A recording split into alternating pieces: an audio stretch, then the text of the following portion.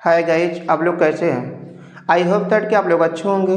आज की इस वीडियो लेक्चर में हमसे चर्चा करने वाले प्रेजेंट कॉन्टिन्यूअस के बारे में। प्रेजेंट कॉन्टिन्यूअस का मतलब होता है, हम बताएंगे आपको इस वीडियो में। लेकिन उससे पहले आपके सामने दो प्रकार के क्वेश्चन लिखा है, I am play cricket, I am playing cricket. अब इस दोनों सेंटेंस में कौन सी सेंटेंस सही है उसका जवाब कमेंट सेक्शन में लिखिए। और इस वीडियो में आपको बताई जाएगी प्रेजेंट कॉन्टिन्यूअस के बारे में, तो वीडियो के अंत तक जरूर बने रहेगा। अभी तक चैनल को सब्सक्राइब नहीं किए तो सब्सक्राइब कर लीजिए ताकि आपको ऐसे ही ग्रामर के रिलेटेड वीडियो मिलता रहे। अब आगे हम चर्चा करते हैं प्रेजेंट कॉन्टिन्यूअस के बारे में। प्रेजेंट कॉन्टिन्यूअस का मतलब होता है कि आप जब भी किसी वाक्य के अंत में या किसी क्रिया के अंत में रहा है, रही हैं, रहे हैं, रही हूँ, रहे हो, ऐसे कुछ भी पहचान आए तो वो टेंस हमेशा कहलाएगा प्रेजेंट कॉन्टिन्यूअस। इसका मतलब कि किसी भी वाक्य के अंत में आपको यह पहचान दिखाई दे जिसमें रहा है, रही हैं और रहे हो, या कुछ ऐसे रहा लग के हूँ ऐसे सब जुड़ा हुआ हो, तो टेंस हमेशा क्या होगी, प्रेजेंट कॉन्टिन्यूअस। और प्रेजेंट कॉन्टिन्यूअस में जो कार्य होता है वो अक्षणिक और अस्थायी। अक्षणिक और अस्थायी का मतलब होता है कि काम वो हमेशा नहीं होगा, वो काम कुछ समय तक जारी रहेगा, उसके बाद वो काम क्या हो जाएगा, बंद हो जाएगा। इसके साथ साथ उसमें काम क्या हो, जिसमें काम बोलते समय क्या हो, जारी हो, यानी जिस समय मैं बोल रहा हूँ उस समय काम क्या हो, जारी हो। और इसकी सहायक क्रिया जो होती है इज आर एम होती है। इज आर एम जब कर्ता आपका ही, सी, किसी का नाम और एक वचन हो तो वहाँ पर हमेशा आप सहायक क्रिया क्या लगाएंगे, इज। आई के साथ सदैव आप एम का प्रयोग करेंगे। यू, दे, वी और बहुवचन जब सब्जेक्ट हो तो वहाँ पर आपको क्या करना है, आर का प्रयोग करना है। मैं आपको भी एग्जाम्पल देके समझाऊंगा। जब आपकी सेंटेंस अफर्मेटिव हो तो सबसे पहले रखना है सब्जेक्ट। सब्जेक्ट को रखने के बाद जैसा सब्जेक्ट आएगा उसके हिसाब से इज आर एम का प्रयोग करेंगे। इज आर एम के बाद क्या लगाएंगे, वर्ब।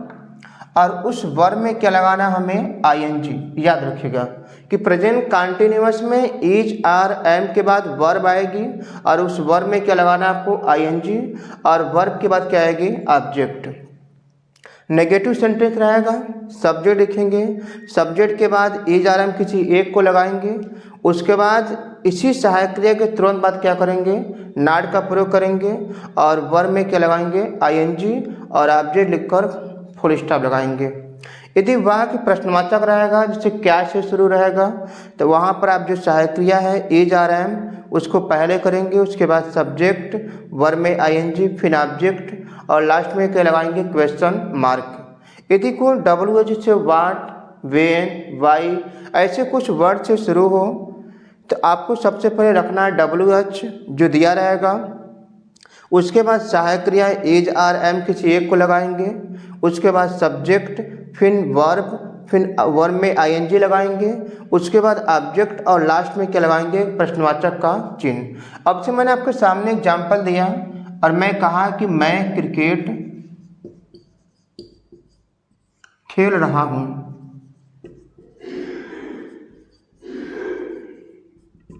मैंने कहा कि मैं क्रिकेट खेल रहा हूँ। क्या मैं क्रिकेट हमेशा खेलूँगा, नहीं, 1 घंटे खेलूँगा, 2 घंटे खेलूँगा। तो काम जब अक्षणिक और अस्थायी, इसके साथ साथ इस वाक्य के अंत में देखिए रहा है, रहा है, रही है, रहे, कुछ भी पहचान आए तो हमेशा वो टेंस क्या होगा, प्रेजेंट कॉन्टिन्यूअस। तो मैं क्रिकेट खेल रहा हूँ और वो काम बोलते समय क्या है, जारी। मैं क्रिकेट खेल रहा हूँ, इसका मतलब काम बोलते समय जारी। मैं आपको टेंस पढ़ा रहा हूँ तो क्या हमेशा पढ़ाऊँगा, नहीं, 1 घंटे 2 घंटे। तो जो काम बोलते समय क्या हो, जारी हो और उसमें पहचान आए तो हमेशा टेंस क्या होगा, प्रेजेंट कॉन्टिन्यूअस। अब यदि इसको बनाएंगे आप तो मैं क्रिकेट खेल रहा हूँ। अभी मैंने लास्ट वीडियो में बताया था कि यदि आपको किसी भी वाक्य में जब कर्ता को ज्ञात करना हो तो आप वाक्य में प्रेस करेंगे कौन से, तो क्या निकलेगा, सब्जेक्ट।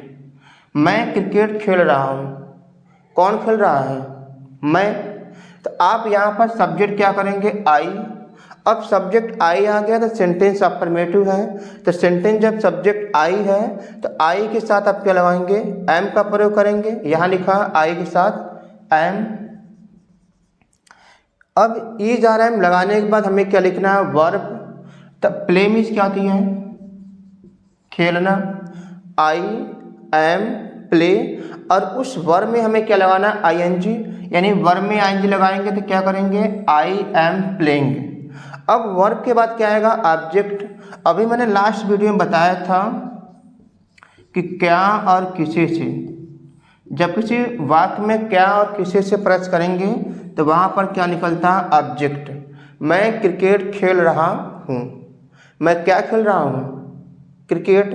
तो जब भी किसी वाक्य में क्या से प्रश्न करोगे तो वहाँ पर क्या निकलती है, ऑब्जेक्ट। तो क्या खेल रहा हूँ, क्रिकेट। इस तरीके से आप बनाएंगे। अब इसे मैंने इसी सेंटेंस को ऐसे लिख दिया नेगेटिव में कि मैं क्रिकेट नहीं खेल रहा हूँ। तो नहीं की अंग्रेजी क्या लगाएंगे आप, नॉट। तो इसको नेगेटिव बनाएंगे तो आई एम नॉट प्लेइंग, और क्या करेंगे, क्रिकेट लिखेंगे इस तरीके से, CRICKET क्रिकेट। और यदि मैं आपको प्रश्नवाचक कहा कि क्या मैं क्रिकेट खेल रहा हूँ, जब वह क्या से शुरू हो तो जो आपकी हेल्पिंग वर्ब है उसको सबसे पहले करेंगे। तो यहाँ पर एम और उसके बाद सब्जेक्ट आई के बाद क्या आएगा, वर्ब में ING, प्लेइंग, और क्या लिखेंगे, क्रिकेट, और लास्ट में क्या लगाएंगे, क्वेश्चन मार्क। तो इस तरीके से आपको प्रेजेंट कंटिन्यूअस का प्रयोग करना है। चलिए आगे और कुछ एग्जाम्पल को समझते हैं अच्छी तरीके से, इसका प्रयोग किस तरीके से करेंगे। अब आगे हम थोड़ा सा और एग्जाम्पल के जरिए अच्छे तरीके से समझते हैं कि प्रेजेंट कंटिन्यूअस का प्रयोग कैसे करते हैं आप। मैंने आपके सामने और भी एग्जाम्पल दिया हूँ। जैसे मैंने कहा है कि वह उसे बुला रहा है, तो सबसे पहले तो सेंटेंस अफर्मेटिव है। अफर्मेटिव में सबसे पहले हम सब्जेक्ट को रखेंगे, और सब्जेक्ट को जब भी आपको पता करना है तो आप कौन से क्या करेंगे, प्रश्न। तो वह उसे बुला रहा है, कौन बुला रहा है, वह। तो ये आपकी सब्जेक्ट है। अब जैसे सब्जेक्ट आ गया तो सब्जेक्ट के बाद क्या आएगा, हेल्पिंग वर्ब। अब सब्जेक्ट ही लिखा है तो ही के साथ आप क्या लगाएंगे, इज। अब इज आर एम के बाद क्या लगाना है, वर्ब, और कॉल मीन्स क्या होती है, बुलाना। तो उस वर्ब में हम क्या लगाएंगे, ING। तो ही इज कॉलिंग, और वर्ब के बाद क्या आएगा, ऑब्जेक्ट, और ऑब्जेक्ट को हम पता करेंगे क्या और किसे से। क्या और किसे से ए निकलेगा सब्जेक्ट, और ये क्या निकलेगा, ऑब्जेक्ट। तो वह उसे बुला रहा है, किसे बुला रहा है, उसे। तो आप किसे से प्रश्न करने पर भी क्या निकलेगा, ऑब्जेक्ट, और ऑब्जेक्ट क्या है, हिम। और वाक्य के अंत में फुल स्टॉप लगाएंगे क्योंकि सेंटेंस क्या है, अफर्मेटिव है। मैंने कहा कि वह उसे नहीं बुला रहा है, नहीं का मतलब वाक्य चला गया नेगेटिव में, ही, और इज आर एम के बाद नॉट लगाएंगे आप। तो ही इज नॉट, और वर्ब में ING करेंगे, कॉलिंग, और किसे बुला रहा है, उसे। यहाँ भी फुल स्टॉप लगाएंगे। मैंने कहा कि क्या तुम उसे कलम बेच रहे हो, तो आ गया। अब चाहे रहा है, रही है, रहे हैं, चाहे रहे हो, सब आपका टेंस क्या होगा, प्रेजेंट कंटिन्यूअस। क्या तुम उसे कलम बेच रहे हो, यानी काम बोलते समय क्या है, जारी है। तो यहाँ पर जब वाक्य क्या से शुरू हो तो वहाँ पर आप सबसे पहले उसकी सहायक क्रिया लगाएंगे सब्जेक्ट के हिसाब से। और कौन बेच रहा है, तुम। तो हमारा यू सब्जेक्ट है, तो सब्जेक्ट जब यू रहेगा तो यू के हिसाब से क्या लगाएंगे, आर। और कौन बेच रहा है, यू। और सब्जेक्ट के अकॉर्डिंग हमारी आएगा हेल्पिंग वर्ब, तो आर यू। सब्जेक्ट के बाद आएगा वर्ब सेल, उस वर्ब में लगाएंगे ING आप। तो याद रखना कि इसके बाद हमेशा आपको क्या लगाएंगे, ING। इज आर एम के बाद जब भी कोई वर्ब आएगा तो उस वर्ब में आप लगाएंगे हमेशा ING। तो क्या करेंगे, आर यू सेलिंग। और अब देखिए यहाँ पर दो ऑब्जेक्ट हैं, किसे बेच रहे हो, उसे, और क्या बेच रहे हो, कलम। तो पहले उसे हम किसे वाला ऑब्जेक्ट रखते हैं, और क्या बेच रहे हो, कलम। अब यहाँ पे कलम कौन सी कलम है ये आपको नहीं मालूम है कि 2 रुपये वाला कि 3 रुपये, तो यहाँ पर आप क्या लगाएंगे, अ पेन। यदि आप चाहें तो इसको ऐसे भी बना सकते हैं, प्रश्नवाचक चिन्ह लगाएंगे, RU सेलिंग। यदि आप चाहते हैं कि क्या वाला ऑब्जेक्ट पहले करें किसी वाले ऑब्जेक्ट को बाद में, तो भी आपका ठीक रहेगा, अ पेन। लेकिन याद रखना है कि यदि आप क्या वाला ऑब्जेक्ट पहले करेंगे और किसी वाले ऑब्जेक्ट को बाद में, तो किसी वाले को पहले हम क्या लगाएंगे, टू। कब, जब क्या वाला ऑब्जेक्ट पहले आएगा तब। आपके सामने मैं एग्जांपल और दिया हूँ, मैं कहा कि तुम क्यों उसे कलम बेच रहे हो। क्यों का मतलब क्या आ गया, रीजन पूछ रहे हैं आप, और क्यों की मर्जी क्या होती है, वाई।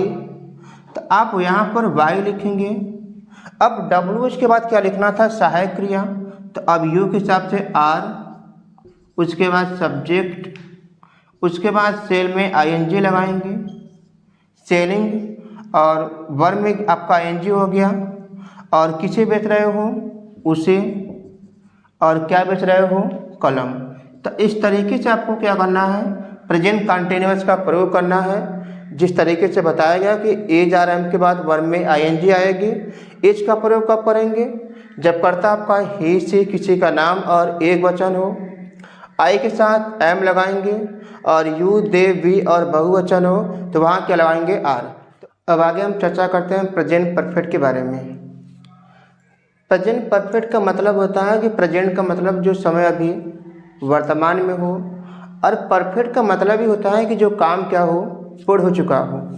इसकी पहचान होती है किसी भी वाक्य के अंत में या किसी क्रिया के अंत में चुका है, चुकी है, चुके हैं, चुके हो, चुका हूँ, ऐसे कुछ भी पहचान आए तो वह हमेशा टेंस कहलाएगा प्रेजेंट परफेक्ट। अब चाहे पहचान चुका है हो, चाहे क्रिया के अंत में या है, ये है, आ है, ऐसे कुछ भी पहचान दिखाई दे तो वह टेंस हमेशा कहलाएगा प्रेजेंट परफेक्ट। याद रखना है किसी भी वाक्य के अंत में आपको ये पहचान दिखाई दे तो वह टेंस हमेशा कहलाएगा प्रेजेंट परफेक्ट। इसमें कार्य क्या हो, पूरा हो, यानी जिस टेंस में कार्य पूरा हो चुका हो वो भी कहलाता है प्रेजेंट परफेक्ट।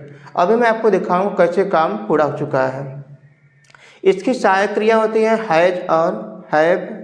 जब कर्ता आपका ही, सी, किसी का नाम और एक वचन जो है, यानी जब कर्ता ही, सी, किसी का नाम और एक वचन है तो आप क्या लगाएंगे, हमेशा has, I, you, they, we और बहुवचन के साथ हैव लगाएंगे।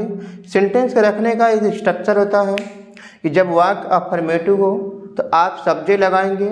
सब्जेक्ट के हिसाब से हमारा हैज या तो हैव आएगा, सब्जेक्ट इनमें से रहेगा तो आप लगाएंगे हैज। जब सब्जेक्ट इनमें से रहेगा तो आप क्या लगाएंगे, हैव का प्रयोग करेंगे। और उसके बाद क्या करना है, वर्ब की थर्ड फॉर्म। वर्ब का ये इसका जो मतलब है वो है क्रिया का तीसरा रूप, क्रिया का तीसरा रूप जिसे पास्ट पार्टिसिपल कहते हैं। तो इसका मतलब वर्ब की थर्ड फॉर्म, और फिर क्या रखना, ऑब्जेक्ट। यदि सेंटेंस नेगेटिव हो तो सब्जेक्ट रखिए, सब्जेक्ट के बाद हैज या तो हैव लगाइए किसी एक को, और उसके बाद नॉट लगाना है। उसके बाद वर्ब की थर्ड फॉर्म क्या रखेंगे, ऑब्जेक्ट, और उसके अंत में लगाएंगे फुल स्टॉप। यदि प्रश्नवाचक वाक्य है तो हैज या हैव को पहले करेंगे जब वाक्य क्या से शुरू हो, उसके बाद सब्जेक्ट, और उसके बाद वर्ब की थर्ड फॉर्म, और फिर क्या रखेंगे, ऑब्जेक्ट, और लास्ट में लगाएंगे क्वेश्चन मार्क। एक होता है WH का रखकर जो आपकी प्रश्नवाचक सहायक क्रिया है सेंटेंस की उसको, और लास्ट में क्या लगाएंगे, क्वेश्चन मार्क। एग्जाम्पल समझते हैं। अब इसमें मैंने आपको एग्जाम्पल दिया और मैंने कहा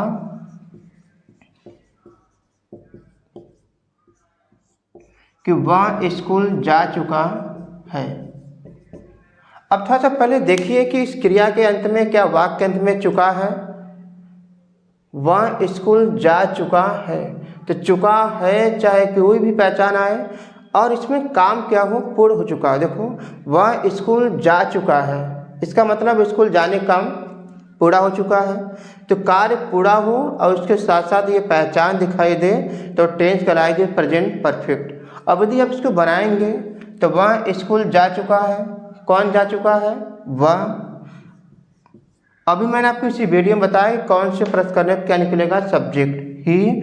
अब जैसे ही आ गया, घबराइए मत, सब्जेक्ट ही है, ही के साथ क्या लगाइए? हैज। हैज। और हैज के बाद क्या आएगा? वर्ब की थर्ड फॉर्म। तो गो मीन्स क्या होती है? जाना। गो की सेकेंड फॉर्म वेंट और थर्ड फॉर्म क्या होती है? गोन, GONE। ये आपका जी लिखा हुआ है। तो यहाँ पर गोन करेंगे और कहाँ जा चुका है? स्कूल, या इसका मतलब टू स्कूल करेंगे। अब मैंने कहा कि वह स्कूल नहीं जा चुका है, तो नहीं का मतलब कि नेगेटिव करेंगे। He has not gone to school करेंगे। क्या से वाक्य शुरू से मैंने कह दिया क्या वह स्कूल जा चुका है। जब क्या से वाक्य शुरू हो तो सहायक क्रिया पहले करेंगे, उसके बाद सब्जेक्ट, उसके बाद वर्ब की थर्ड फॉर्म और फिर क्या रखिए? ऑब्जेक्ट। मैंने और लास्ट में क्या लगाएंगे? Question mark. मैंने दिया W, जिससे मैंने कहा है कि वह स्कूल क्यों जा चुका है। तो क्यों का मतलब पहले W लिखेंगे, वाई, उसके बाद सहायक क्रिया, उसके बाद सब्जेक्ट और गो की थर्ड फॉर्म गोन, टू लगाकर स्कूल और लास्ट में क्या लगाएंगे? Question mark. तो याद रखिएगा कि जब ऐसे आपको पहचान दिखाई दे तो टेंस कहलाएगा हमेशा प्रेजेंट परफेक्ट, जिसके रूल्स आपके सामने बनाया गया है। और एग्जाम्पल अच्छी तरीके से समझते हैं कि उसके नियम कैसे प्रयोग करते हैं। तो चलते हैं कुछ एग्जाम्पल और अच्छी तरीके से समझते हैं कि उस एग्जाम्पल के जरिए कैसे प्रेजेंट परफेक्ट का प्रयोग किया जाता है। मैंने एग्जाम्पल और दिया है कि मैं क्रिकेट खेल चुका हूँ। चुका है पहचाना आ गया, क्या उसमें काम पूरा हो चुका है? मैं क्रिकेट खेल चुका हूँ, यानी खेलने काम पूरा हो चुका है। तो बनाएंगे तो कौन खेल चुका है? मैं। आई, जैसे ही सब्जेक्ट आई आएगा आपको सीधे क्या लगाना है? हैव का ही प्रयोग करना है। तो आई हैव। अब यहाँ पर आएगी वर्ब की थर्ड फॉर्म। याद रखना है कि जब भी हैज हैव के बाद आएगा वर्ब तो उस वर्ब की हमेशा क्या आएगी? Third form. तो यहाँ पर हैव और प्ले की थर्ड फॉर्म क्या होती है? प्लेड करेंगे। आई हैव प्लेड, और क्या खेल चुका हूँ? क्रिकेट खेल चुका हूँ। मैंने कहा कि मैं क्रिकेट नहीं खेल चुका हूँ। नहीं आ गया तो नॉट लगाएंगे आप, और नॉट हमेशा आएगी सहायक क्रिया के बाद। तो आई हैव नॉट और प्ले की थर्ड फॉर्म प्लेड, और क्या नहीं खेल चुका हूँ? क्रिकेट। इस तरीके से बनाएंगे। मैंने आपको एक W वर्ड दिया, यदि यहीं पर वाक्य क्या से शुरू हो कि जैसे मैं क्रिकेट खेल चुका हूँ, तो आप क्या करेंगे? सबसे पहले सहायक क्रिया करेंगे, उसके बाद सब्जेक्ट और उसके बाद वर्ब की थर्ड फॉर्म और उसके बाद क्रिकेट लिखेंगे। इस तरीके से मैंने कहा कि मैं क्रिकेट क्यों खेल चुका हूँ। मैं क्रिकेट क्यों खेल चुका हूँ, तो क्यों का मतलब होता है वाई। वाई लिखने के बाद क्या लगाना है? सहायक क्रिया आपको। तो आई के हिसाब से हैव लगाएंगे, फिर सब्जेक्ट, वर्ब की थर्ड फॉर्म और फिर क्या लगाएंगे? क्रिकेट, और अंत में लगाएंगे क्वेश्चन मार्क। तो आई होप दैट कि ये टॉपिक अच्छी तरीके से समझ में आया हो, और प्रेजेंट कंटिन्यूअस और प्रेजेंट परफेक्ट की ये टॉपिक समझकर आपको कैसा लगा कमेंट सेक्शन में जरूर लिखिएगा। और ऐसे ही वीडियो को पाने के लिए चैनल को सब्सक्राइब कर लीजिए। Thank you so much.